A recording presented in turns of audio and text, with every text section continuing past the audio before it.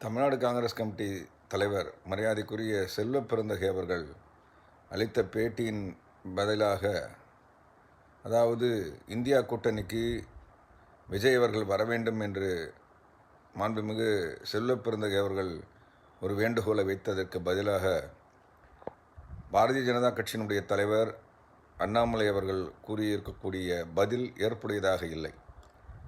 இளைஞர்களை ஈர்க்கக்கூடிய சக்தி காங்கிரஸுக்கு இல்லை என்கின்ற காரணத்தினால் விஜயை அவர் காங்கிரஸ் கட்சியின் உள்ளடக்கிய இந்தியா கூட்டணிக்கு அழைக்கிறார் என்று கூறியிருக்கிறார்.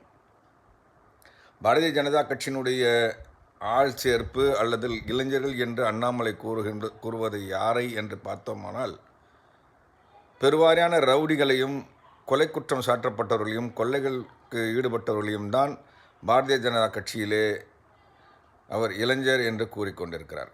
அப்படி இளைஞர் என்று கூறிக்கொண்டிருக்கக்கூடிய அவர் ஏன் தனித்து ஆட்சி அமைக்கக்கூடாது, தனித்து ஏன் கூட்டணியை நிர்ணயிக்கக்கூடாது என்கின்ற கேள்வி எழுகிறது. வருகின்ற 2026ஆம் ஆண்டு நடைபெறக்கூடிய சட்டமன்ற பொதுத் தேர்தலிலே பாரதிய ஜனதா கட்சி அனைத்திந்திய அண்ணா திராவிட முன்னேற்றக் கழகத்தின் கால்களிலே விழுந்து அதனுடைய கூட்டணியை உறுதிப்படுத்தி அந்த வாக்குகளின் மூலம் வெற்றி பெற்று சட்டமன்றத்துக்கு செல்ல வேண்டும் என்கின்ற ஒரே கோரிக்கை மட்டுமே உள்ளடக்கியது அண்ணாமலையின் பேட்டி.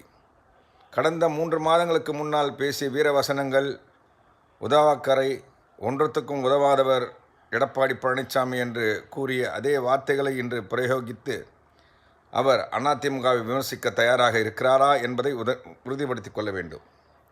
ஏன் என்று கூறுகிறேன் என்றால், அவர் வெளிநாட்டிற்கு படிப்பதாக கூறி சென்று வந்த பிறகு அனைத்திந்திய அண்ணா திராவிட முன்னேற்றக் கழகத்தை எந்த விதத்திலும் தாக்கியோ அல்லது தரக்குறைவான வார்த்தைகளை பிரயோகித்தோ எந்த விதமான பேட்டியும் தரவில்லை.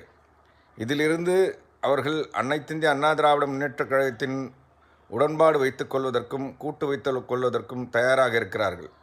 ஆகவே எதிர்வரும் பொதுத் தேர்தலிலே அனைத்திந்திய அண்ணா திராவிட முன்னேற்றக் கழகத்தின் வாக்குகளை பெற்று அண்ணாமலையும் அவர் உள்ளடக்கிய பாரதிய ஜனதா கட்சியும் ஏதாவது ஒரு சீட்டு 2 சீட்டுகளிலே வெற்றி பெற்று சட்டமன்றத்திற்கு செல்ல வேண்டும், அதன் மூலம் அந்த கூட்டணியை உறுதிப்படுத்திக் கொள்ள வேண்டும் என்கின்ற நிலையிலே இருக்கிறார்கள். ஆகவே அண்ணாமலை தனது வாதங்களை வெளியே வைக்கின்ற பொழுது சற்று யோசித்து வைக்க வேண்டும். அந்த சில்லுவண்டு கட்சிகளை வைத்துக்கொண்டு கடந்த தேர்தலிலே போட்டியிட்டு, பாராளுமன்ற தேர்தலிலே போட்டியிட்டு மிகப்பெரிய தோல்வியை பெற்ற பிறகு அவருடைய பேச்சு சற்று யோசித்து பேசினால் சிறப்பாக இருக்கும் என்பதை நான் இதன் மூலம்